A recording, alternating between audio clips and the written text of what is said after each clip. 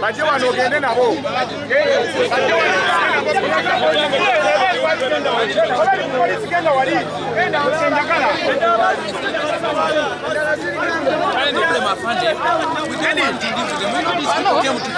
I'm saying just pack aside. Just aside.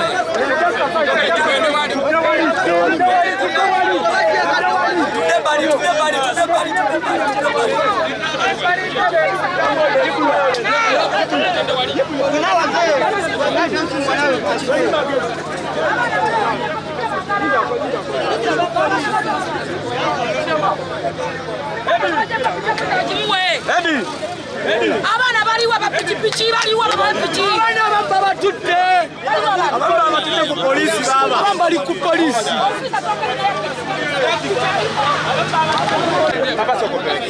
Eddy abana balina pichi zonna zebakutte mbabagala wali ole watatu abana babasibye babakutte ne babaswala ku polisi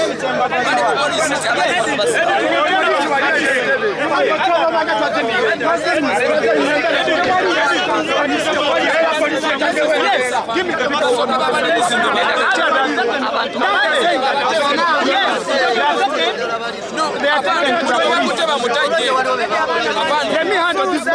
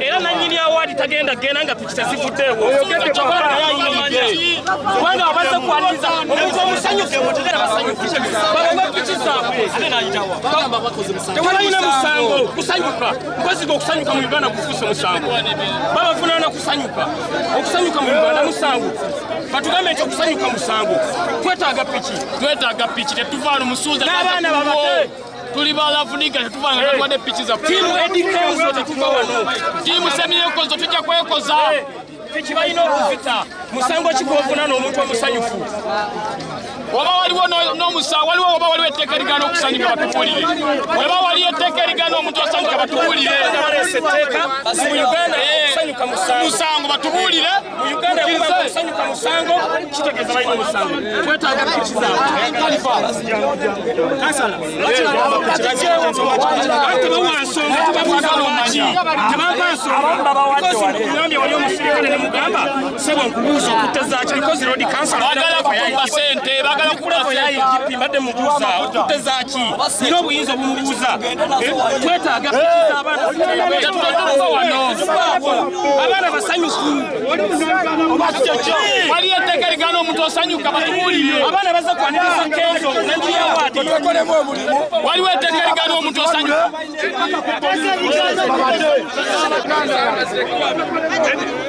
Let us I want to find out the people. I cannot resolve it on the road. I cannot. Give me space, let people move, I solve the issue. But if you park here, cars are blocked, people want to travel. It's not fair. And I'm saying I'm handling it.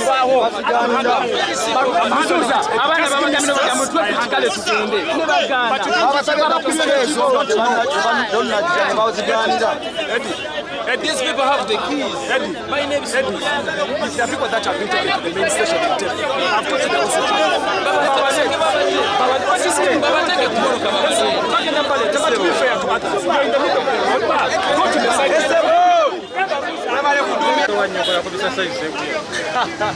Let's send this man forward and continue.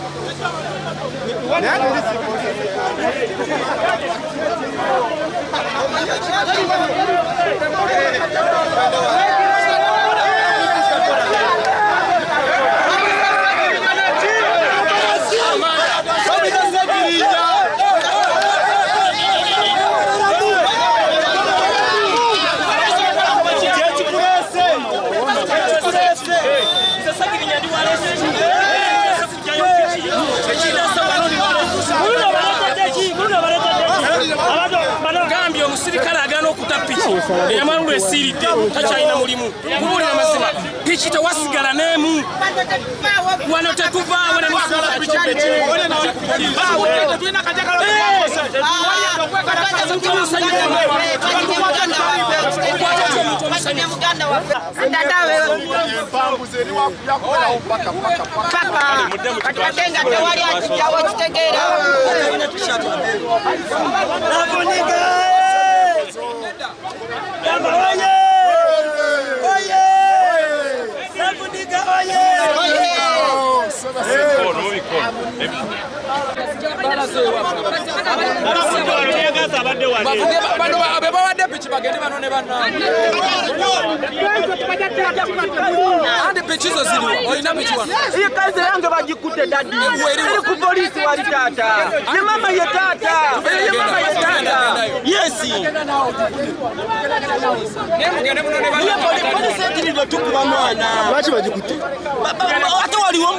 Kenzo tekikwasiza okiwulira ne Kenzo tanya mutima mubi musajja mutuma tuzantu tukoze mutawde tukoze fujere tukoze eki mutuzano kubya Bobi Wine listen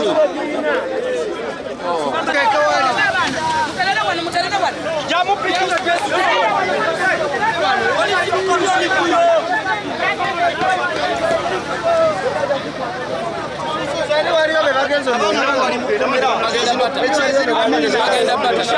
kubalindeko batuuke wano batyewo piki zaabwe babasibedda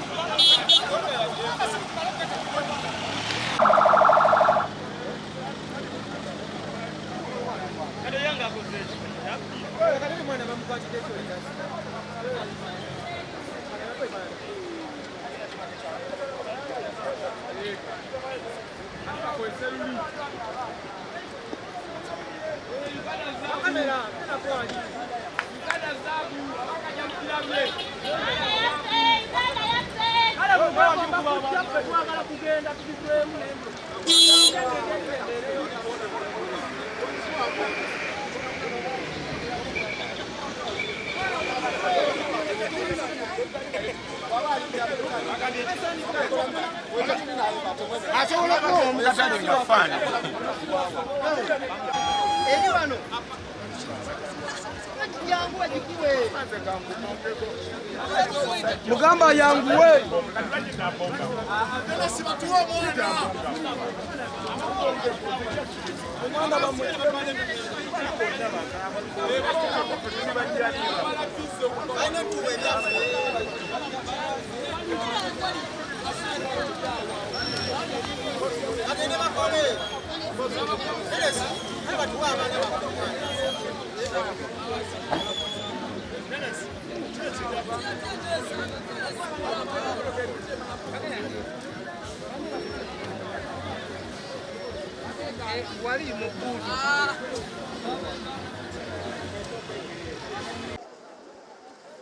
Tugende?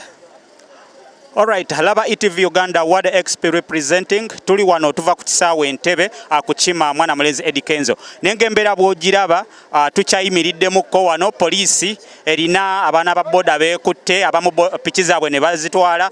So Eddy Kenzo agambye tagenda kuva wano paka nga abaana be bakutte babawadde buli kimu. We are trying to do everything possible okutuusaako byonna ekifaananyi nga bw'okirayo bakikuwa. Eddy Kenzo tugezaako okusembera tukuwa ekifaananyi kyennyini ekituufu. Abantu bangi we bali wano abazze okunona Eddy Kenzo, kuliko Kalifa Aganaga n'abalala bangi. Tugezaako kuwa buli kimu ekiriwo. Ne manager wa Triplet Ghetto Kids naye wali wano master ogamba otya? Nze ndi bulungi ogamba ki? Obulamu. Bulungi sebo. Mwebale kujja kunona Eddy Kenzo. Of course tulina kubanga kino kya munju. Embeera ogisanze otya? Embeera tubadde tutambula bulungi lwakuba nti poliisi etuguddemu abaana babadde bulungi bali okay, tebalina buzibu, tewali alese fujjo. Ate ndaba bakutte bakwatite boda zaabwe. So Eddy agambye tava wano nga tebawadde piki zaabwe kuba tebalina kye bakoze. Banonye muntu waabwe kusanyuka ekintu kya tewali kya alese kintu mu ggwanga award ya Uganda. Aina bendera ya Uganda flaga yiyo gyataddeko. Ne poliisi ne ate nemukwata nekwata abaana ba boda bazomwaniriza musango kigwe bakoze. All right, that's where we are tukyagenda mu maaso. ETV Uganda Ward XP tugezaako okutuusaako buli kimu nga bwe kitambula nga bwe kigenda mu maaso. Ekifaananyi nga bw'okifuna tuli wano tuva ku kisaawe Entebbe, embeera nga bw'ogiraba. Eddy Kenzo wuuyo alina flaga ku mutwe ekiraga nti ayagala nnyo ensi ye na byonna ebigenda mu maaso. So that's how you see everything. Tugenda kuba nga tukutuusaako buli kimu ekisingakaawo.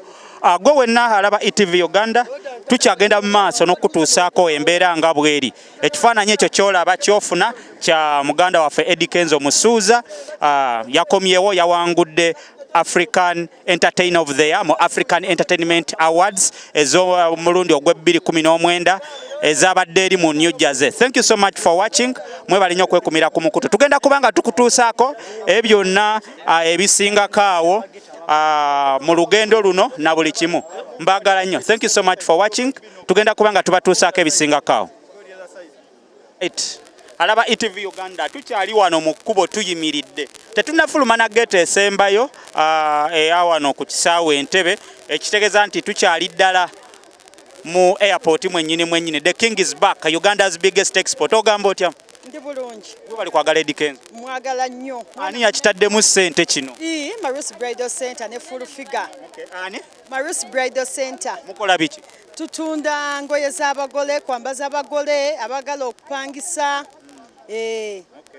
Omukwano gwa Eddy Kenzo mugujjeewa? Omukwano gwa Eddy Kenzo mwana tegutandise kati, mwana munna Uganda ate nange ndi munna Uganda.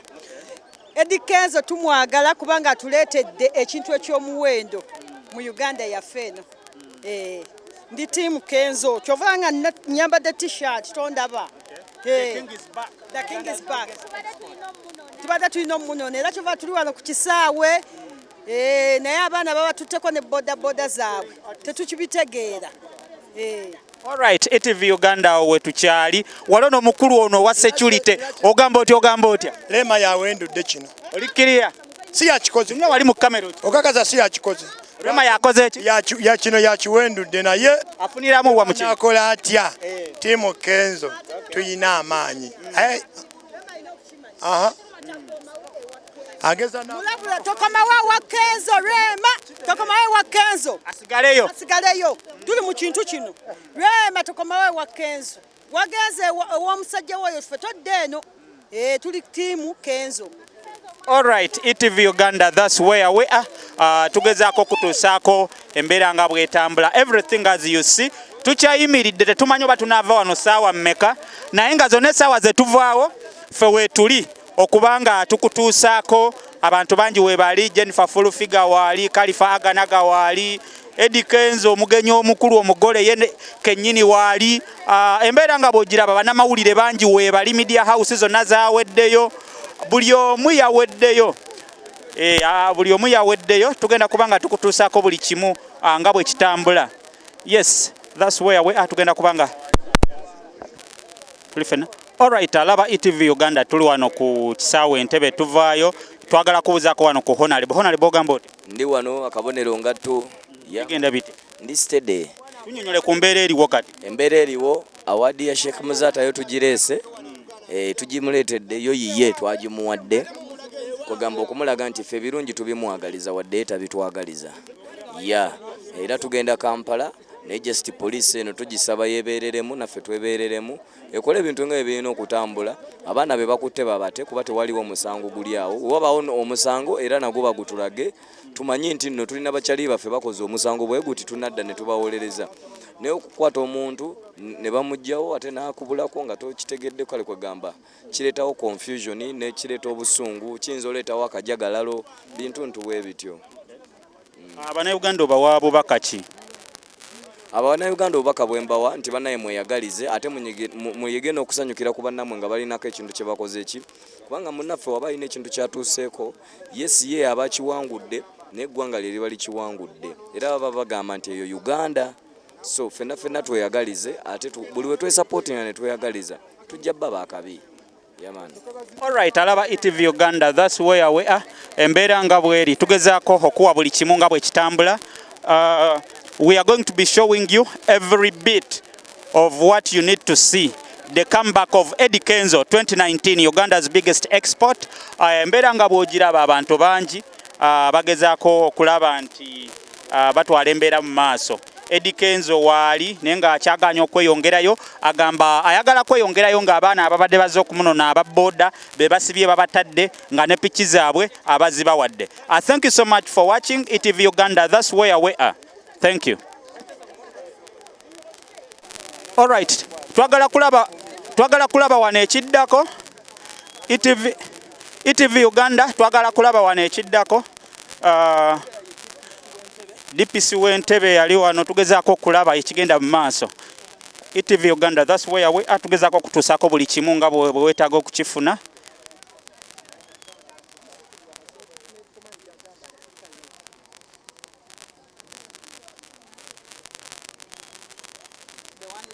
Alright, twagala laba komanda kyatugamba wano DPC w'Entebbe. ETV Uganda, that's where we are. Afande yeetooloola dde n'adda eri naye nga twagala mmanya kituufu ekigenda mu maaso. Abaana babakutte babataddewa era lwaki babakutte?